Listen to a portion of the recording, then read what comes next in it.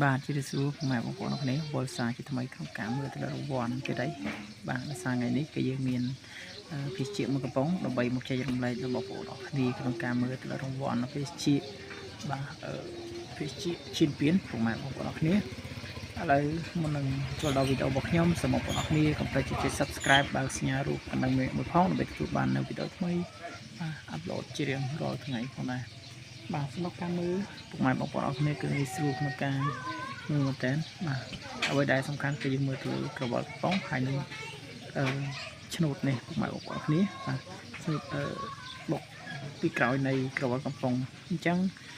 រាល់ការកោសរបស់ខ្ញុំគឺវាត្រូវអញ្ចឹងណាឥឡូវកុំឲ្យខាតពេលលាយូររៀនកោសដល់ថាតើភេសជ្ជៈមួយកំប៉ុងនឹងវានឹងត្រូវបាទដែរឬក៏យ៉ាងណាឥឡូវកោសទៅហើយលេខទាំងអស់គ្នាឥឡូវចាញ់រូបរាងប្រើប្រាស់ហើយបងប្អូនឥឡូវគឺបានមកកំប៉ុងម៉ែបងប្អូនគ្នានេះ